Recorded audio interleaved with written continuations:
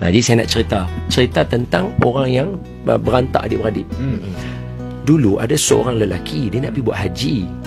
Bila nak pergi buat haji, dia bawa duit bersama dia 1,000 dinar emas. 1,000 dinar emas ni, 1 dinar sekarang ni 1,250. Ui, banyak berjuta. Jadi bila dia bawa juta, jadi dia tak tahu nak simpan mana. Dia pergi rumah kawan baik dia yang daripada dulu terkenal sebagai orang yang amanah, jujur, nikah baik lah. Dia pergi rumah kawan dia, Assalamualaikum. Waalaikumsalam. Sahabat lama, peluk. Aku nak pergi buat haji. Kawan dia kata, Masya Allah, tetamu Allah, apa yang aku boleh khidmat untuk kamu? Aku nak simpan set duit aku 1,000 dinar ni, boleh tak? Aku habis haji, aku ambil balik. Jadi simpanlah. Dia kata, engkau kenal aku daripada dulu, aku seorang yang amanah, aku akan jaga harta yang elok. Habis selesai kerja haji, dia main rumah tu. Mana lebih kurang dalam seminggu lagu tu dia patah balik. Dia bagi salam, Assalamualaikum. Kali ni yang jawab salam adalah anak dia. Bapak mana? Pakcik masuk dulu, mai kami cerita. Masuk budak tu apa? Pakcik, bapak meninggal dunia dah. Allahu Akbar. Sekarang duit nak cari tak mana? Jadi dia teringat terus duit dia. Jadi dia kata, ini pakcik nak tanya, ada tak bapak cakap nama pakcik ataupun barang pakcik yang bapak simpan? Pakcik, bapak meninggal terkejut, kami pun tak tahu. Tak ada benda apa dia pesan kat kami. Dia patah balik ke Mekah. Dia pergi jumpa ulama. Ulama kata macam ni, malam ni, tengah malam, pergi ke Telaga Zamzam. Sebutkan nama kawan kamu. Kalau dia ahli syurga, dia akan jawab panggilan kamu. Hadis Nabi sebut Telaga Zamzam ni pintu, orang kata salah satu daripada pintu-pintu syurga. Allah Akbar. Dia panggil nama kawannya sekali, 2 kali, 3 kali, tak jawab. Esok dia jumpa balik ulama tu, bagi tahu. Ulama tu kata apa? Inna lillahi wa inna ilaihi raji'un. Kawan kamu dalam neraka sekarang ni. Dia terkejut. Dia kata, apa kawan aku buat dengan duit aku ni? Terus ulama tu kata, pergi ke Yaman. Di Yaman ada satu telaga. Telaga tu sampai sekarang, tempat tu sampai sekarang menyeramkan.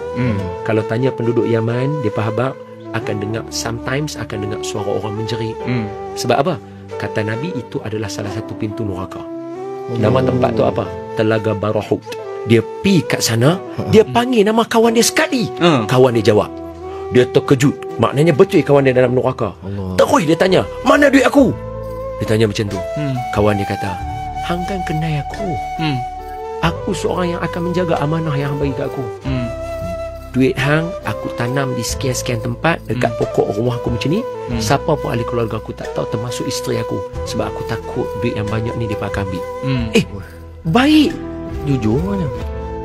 Mat, apa sebab hang masuk neraka? Kawan dia jawab, aku ada seorang adik perempuan. Aku tak pernah tanya khabar dia. Ketika dia minta tolong aku tak pernah tolong dia. Dan aku tidak pernah mendoakan kepada dia. Ketika 3 soalan ni ditanya ke aku dalam kubur, aku tak boleh jawab. Allah tahu aku masuk neraka. Sebab tu adik-beradik ni jalinan dia sampai ke syurga. Jangan putus silaturahim. Sebab Nabi sebut dalam hadis, la yadkhulul jannata qati'un. Tak akan masuk syurga siapa putus silaturahim. Jangan putus silaturahim. Jangan takut. Nabi Yusuf pun bergaduh adik-beradik. Nabi tu bergaduh adik-beradik, tapi dia pas settlekan, eratkan balik hubungan. InsyaAllah, jangan takut. Keluarga ni macam itulah, cari-cari bulu ayam, lama-lama sambung. Biasa. Jangan ambil hati sangat. Sebab kakak kita tak tahu dia lalu macam mana. Adik kita tak tahu dia lalu macam mana. Saya pun sedih juga. Betul, banyak saya. Janganlah mula. Kita punya adik-beradik kita kan. Saya ada adik juga. Betul. Jadi kita tak tahu dia pas sahur, dia pas makan tak semalam. Tak tanya. Dia pas buka puasa, dia pas makan apa. Kita semua makan lagi. So adik-beradik ni kok mana pun dia akan bawa ke syurga. Sebab tu ada surah Tur.